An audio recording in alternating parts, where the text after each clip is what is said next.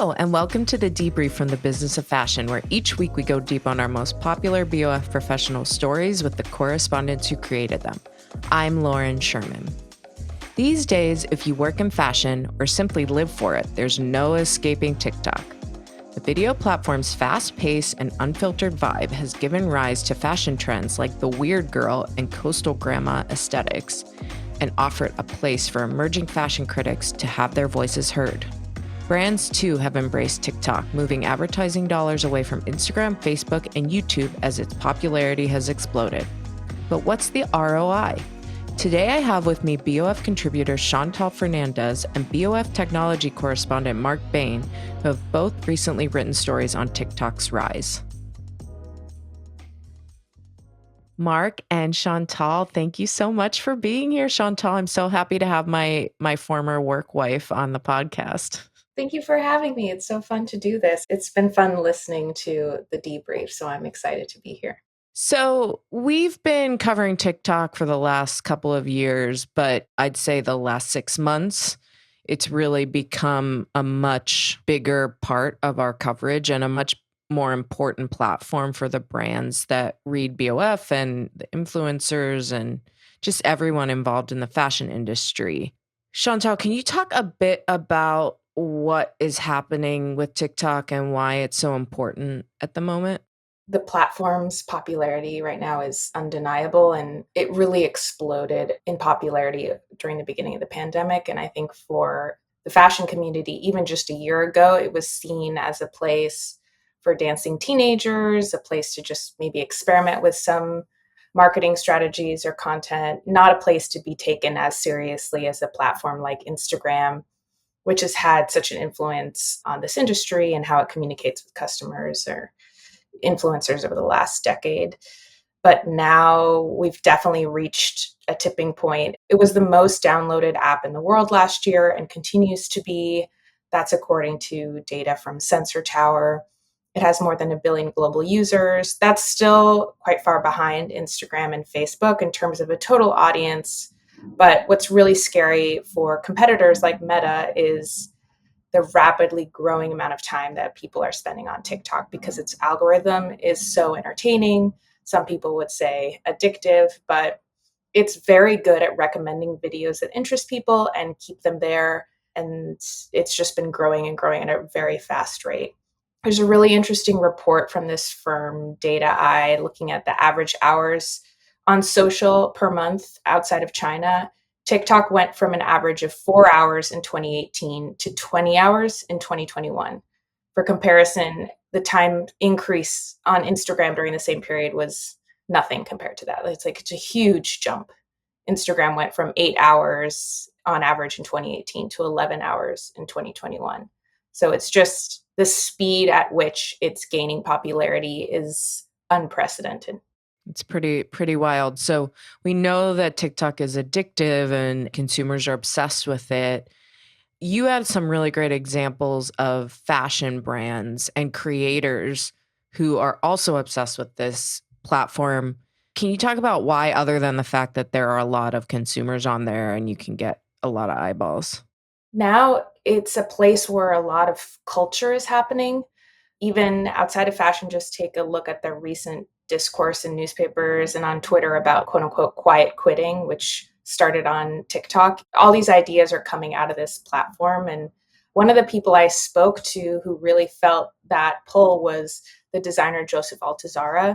I spoke to him for my story for BOF because he had just posted a couple of videos that were about a day in his life. It was very personal and intimate in a way that I hadn't seen from him on Instagram, and I was surprised by it. And it's really interesting. He had started posting on TikTok at the encouragement of a chef who works for his family, who herself had gone viral on TikTok, documenting her life as a private chef in the Hamptons. And then one day she revealed that her client was Joseph and encouraged him to start posting. And it's just in one example, but he told me how he felt a lot less pressure for his content to perform or look a certain way or be polished. And it was just fun and refreshing in a way that he hadn't experienced on social media before. A lot of people feel that way.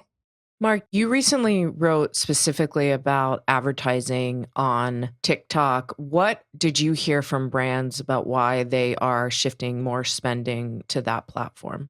So TikTok is the sort of place you just have to be there. Somebody compared it to like not being on Facebook when Facebook was blowing up or Instagram. You really just have to have a brand presence there at this point. However, the returns on paid ads are actually not great yet from the brands and experts I spoke to. I got data from this one company. It's an analytics platform called Measured. They work with a lot of fashion brands, D2C brands, and from based on the data they've collected across these brands, for every dollar spent in advertising on TikTok in June of 2022, just to take one example, they saw a median return of about 52 cents. So actually a negative return. So they're getting less out than they put in right now. What is the ROI for an ad on TikTok? Can you click through? Is there conversion? Like, what do they consider successful? How is that return number determined? So, Measured specifically uses a testing methodology. They came up with a way to measure the incremental sales that come from running ads across different platforms. Kind of the traditional way you do this is what they call last touch, which is if you clicked through from a Facebook ad and made a purchase, then Facebook claimed that entire purchase as its own. What they do is they actually do testing essentially. They'll withhold an ad in a certain geography or something, see how that affects sales. And based on this, they believe that they can see the incremental sales, not just like what the last touch was that led to the purchase, but essentially how all the ads across these platforms, how effective they are. And from what they've seen, yeah, TikTok is still kind of lagging behind. I asked why, obviously, and the reason isn't anything really spectacular other than that TikTok's pretty new. Facebook and Instagram have been building their ad platform for more than a decade now. So the way they not only serve ads to users, but also facilitate users going through and buying stuff is pretty sophisticated, whereas TikTok just isn't there yet. So the feeling is like the short-term returns just aren't really there. However, if you're thinking about a long-term strategy, you kind of still have to be on TikTok. Do you think it also has to do with the fact that there isn't a place to really linger on TikTok? The founder of the handbag brand Hammett talked to me about this. That was actually basically his theory for why the returns on TikTok ads aren't great yet. He described it as like thumb scrolling. And he's like, you're just zipping through these videos on TikTok. And if something doesn't grab you immediately, you just zip past it. And if something smells like an ad, you zip past it. Whereas he said you can get thumb stuck, I think is how he put it, on Instagram and on an ad much more easily. That's part of the factor. I think brands are also just in the process of figuring out how to make ads on TikTok work. It's a video that you have to make really engaging as any other piece of content. Chantal, on the influencer side, influencers are not only doing sponsored content, but a lot of these people are moving their businesses from Instagram and more towards TikTok. We saw legacy influencers. I don't know if that's a good way to put it, but someone like Brian Boy, who's been around since he had a live journal in 2004. So he's kind of moved from platform to platform to platform. He's had success on TikTok, but how are you seeing the Instagram stars move over to that platform? And are they doing sponsored content differently? What do they need to do to adapt and make sure their audience follows them over there or they gain a new audience? Many of them are gaining a new audience because it's a different group of people that are encountering them there. One of those legacy people that you could characterize as Amii Song, who's someone I spoke to for my story, and she's been a content creator since way before Instagram. She's been doing this for a long time and across different platforms. And she was talking about how on TikTok she's reaching people who have never seen or heard from her before. And she's had to switch up her approach because the platform is more about performance or humor. And a lot of what her most popular videos have been about her family or sillier things that you wouldn't see her post on Instagram. But Instagram is still sort of the top priority channel for a lot of the brands that work with her because her audience there is older, is more likely to be interested in buying a designer handbag than the audience that she has on TikTok. So that difference is still really important. She can see that the engagement on her main feed posts on Instagram has gone down in recent years. And obviously, TikTok is where a lot of the energy and attention is. So it was essential for her to go onto that platform, but Instagram is still plays a big role for her. In your story, Chantal, you likened if Instagram is the new magazine, TikTok is the new television. How does YouTube factor into all of this?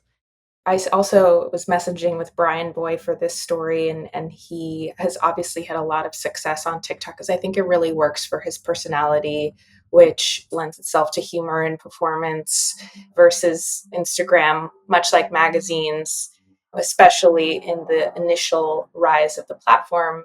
The type of content that did well there was sort of these dramatic photo shoots and picture perfect scenes, and that kind of content doesn't work as well on TikTok. It's rougher, it's more casual. That's what people really respond to, and that's what can explode. And there's also the other factor that on TikTok you can be posting your first video and go viral. Like there is a sort of a level playing field in that sense where anything could happen. You don't have to put in months and months of work and traveling to beautiful destinations as an influencer to grow that platform. You could do it from your bedroom. And if your personality engages with people, it could really hit. And I think YouTube, someone like Amii uses as well for longer form video content, deeper stories. I don't think it has the same level on TikTok where you can really reach new people very suddenly. Like they have to get to you through the algorithm still, but on TikTok, that access point happens much faster.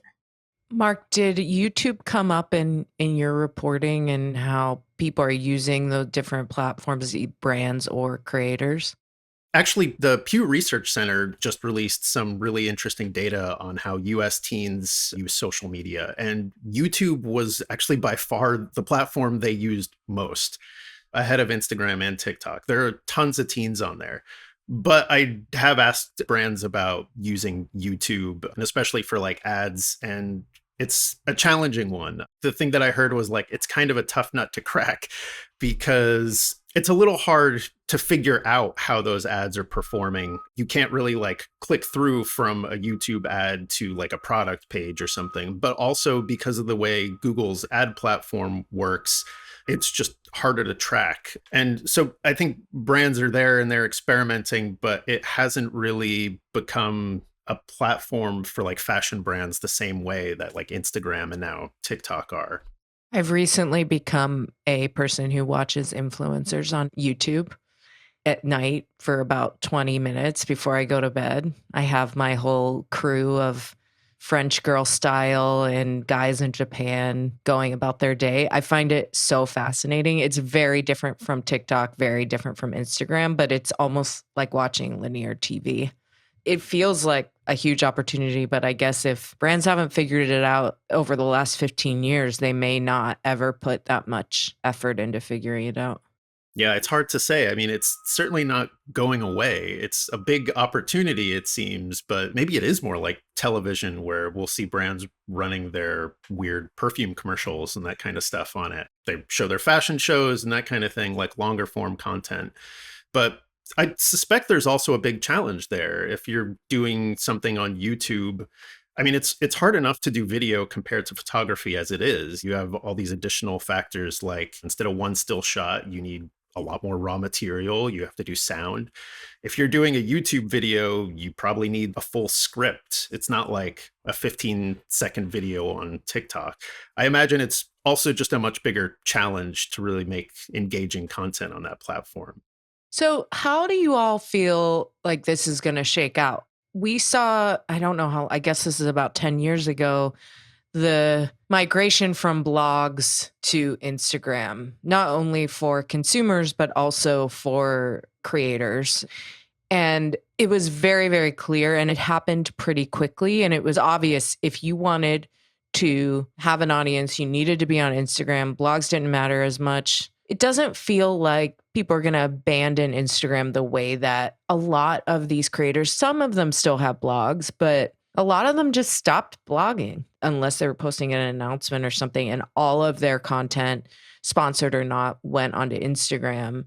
Do you see it fragmenting more in this next phase where you have content for a bunch of different platforms? Or do you think that people are moving so far into TikTok that a few years from now, TikTok's going to be the main platform and they'll be trying to fend off the next guy the way Instagram is right now? I think from a creator perspective, it depends. A lot of the people I've spoken to want to create content for all these platforms, YouTube, Instagram, TikTok, and it's a lot of work for them and it's tough, but they feel like it's important to show up on all these platforms. And maybe one of them is how they started or is their true love, whether that's YouTube or Instagram. But I think it's going to continue to become more fragmented and also depend on your audience and your age. If you have an older audience and you want to have a different kind of conversation with them, maybe Instagram is a better platform for you. This reminds me of a really interesting thing I spoke to for my story to this woman, Stacey McCormick from Aerie. And she said that brand, which is sort of an intimates and activewear sister brand to American Eagle, they think of their Instagram feed as a curated brand platform, and that people are more likely to go there to just see what Aerie has than they would to go to the website. So in some ways, maybe Instagram is sort of replacing that blog or that .com for people, and it's that base. Many people have their TikTok connecting back through to their Instagram because that's where they can link outfits easier or that kind of stuff. So I think they work together in a way, and the TikTok popularity is going to continue, but I don't think Instagram is going to go away. I very much agree with that. Brands are going to find as they're creating content specific to each channel. You already see them doing that in a variety of ways. Like what brands post on Pinterest is not the same as what they post on Instagram or what they post on TikTok. Although with the rise of Reels on Instagram, there's a lot more overlap there these days. One thing I do see happening, and this is, I think, clear from TikTok and the shifts we've seen at Instagram, is what users see when they log on is going to be based a lot less on who they follow and a lot more on what the algorithm has determined to be really engaging. Michael Mignano, he was the former head of talk audio at Spotify, wrote a blog post about this recently. He called it basically the end of social media, where your social graph used to define what you saw. His theory, and I think what we're seeing play out, is that's not really the case so much anymore. Now it's recommendation media. And TikTok being a great example of this, like Chantal mentioned, like you can show up, post one thing, and it happens to go viral because it's really good, even if you have barely any followers. Instagram has made clear that that's one of the things about TikTok that they're really trying to copy here. And I think we're going to see that more and more. And that in itself is going to pose some challenges to brands and creators, just because suddenly it's not just about having the biggest follower count. It's how does every single piece of content stand out in this massive sea of content? It really does come down to the fact that every brand is a media brand now. And this just really crystallizes that. Chantal, I feel like a lot of your coverage over the years has been about this evolution. Yeah, the demands on brands to create content for not just these different social media platforms, but then if they're selling on Amazon or on Sephora, their images have to be created and cut and cropped and submitted in all of these different ways. Like the content demands on brands are just escalating and escalating. And it's not just images and videos. For example, I was speaking to this person named Brian Vaughn for this TikTok story that I did for BOF, and he was talking about the importance of brands commenting on TikTok, not even on videos about them, but just showing up in the TikTok commenting community, because that's a really big part of the platform. And it's a way to sort of align yourself with videos that connect to a brand's values or aesthetics or whatever. And now you need someone who works for you who's commenting on random things on TikTok. And it's just like escalating constantly. And then we're also seeing stuff like Twitch, the live streaming platform that started out being really focused on gamers and still is, but a lot of brands have been moving on there. Like beauty brands have actually done really well there, and they have to do these live streams. The content demands are just multiplying. I just moderated a panel at an NRF conference out here in Southern California. And Mark, I think we discussed this about Aloe Yoga being on Roblox. And I had signed up for Roblox, and amazing experience of being on this video game and doing a yoga class. It was super interesting as someone who has played video games probably 5 times in my entire life.